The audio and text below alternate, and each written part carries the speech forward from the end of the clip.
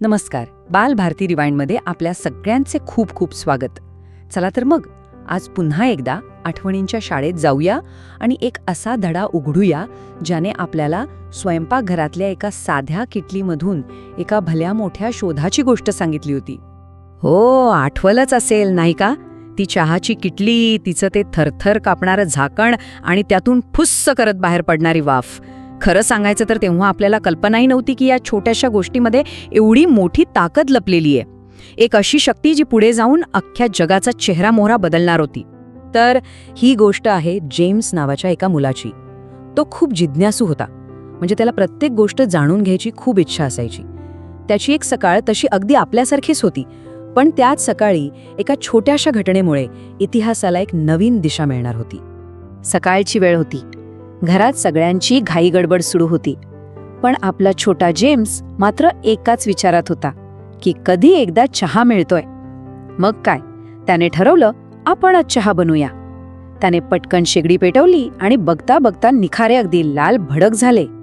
जेम्सने उत्साहाने किटली शेगडीवर ठेवली.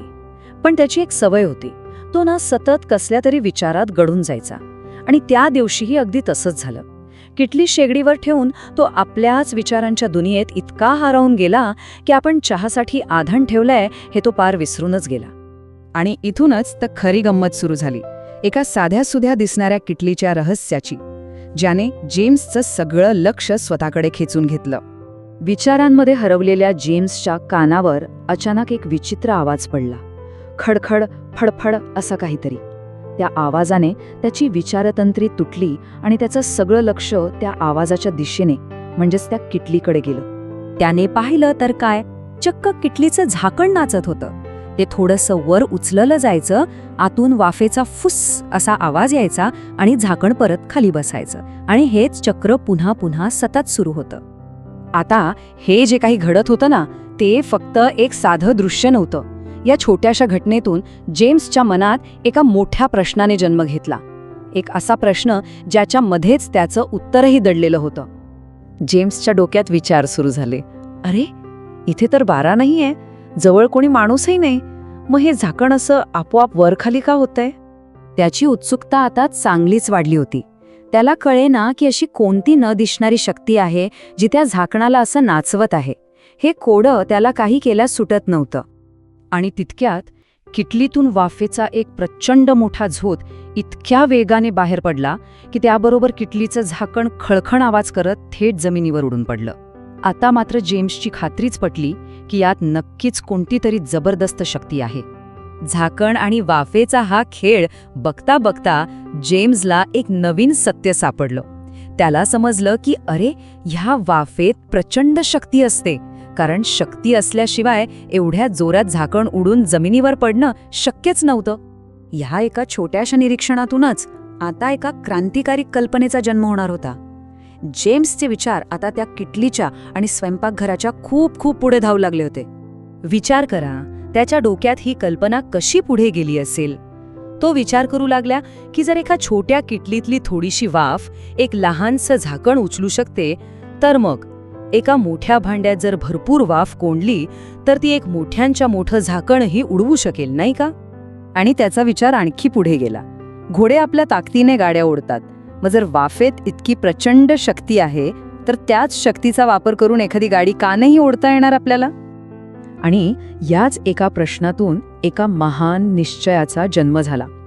जेम्सने मनाशी अगदी पक्क ठरवलं, काहीही झालं तरी मी वाफेच्या शक्तीवर चालणारं एक यंत्र बनवणारच.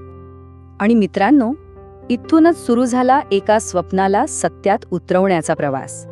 एका अशा प्रवासाचा ज्याचं फळ फक्त जेम्सला नाही तर संपूर्ण जगाला मिळणार होतं. दिवस गेले, महिने सरले. जेम्सने खाण्यापिण्याचीही पर्वा केली नाही. दिवस रात्र एक करून तो आपलं स्वप्न पूर्ण करण्याच्या मागे लागला. आणि अखेर तो क्षण आलाच. त्याचं वाफेचं इंजिन म्हणजेच वाफेवर चालणारं यंत्र तयार झालं होतं आणि त्याचा आनंद गगनात मावत नव्हता. इंग्लंडच्या याच जेम्स वॉटने वाफेच्या शक्तीचा जो शोध लावला, त्यामुळे जगाला एक प्रचंड मोठी ताकद मिळाली. याच शक्तीवर आज हजारो किलोमीटरचा प्रवास करणाऱ्या आगगाड्या धावतात, मोठमोठ्या कारखान्यांमधल्या अजस्त्र चाकं फिरतात आणि महासागर पार करणारी मोठमोठी जहाजही चालतात. आणि म्हणूनच आपल्या पुस्तकातलं ते शेवटचं वाक्य किती खरं आहे नाही का, की वाफेची ही शक्ती म्हणजे जेम्स वॉटने जगाला दिलेली एक फार मोठी देणगीच होय. खरंच एका सामान्य किटलीतून सुरू झालेला हा प्रवास किती अद्भुत होता. खरंच जर ह्या गोष्टींना तुमच्याही मनात त्या जुन्या शाळेच्या, त्या लाकडी बाकांच्या आठवणी जाग्या केल्या असतील ना, तर मग बाल भारती रिवाइंड या आपल्या परिवारात नक्की सामील व्हा. आणि हो, हा आठवणीतला धडा आपल्या त्या जुन्या जिगरी दोस्तांना, आपल्या वर्गमित्रांना पाठवायला विसरू नका. चला पुन्हा भेटूया पुढच्या पानात एका नव्या जुन्या धडासकट.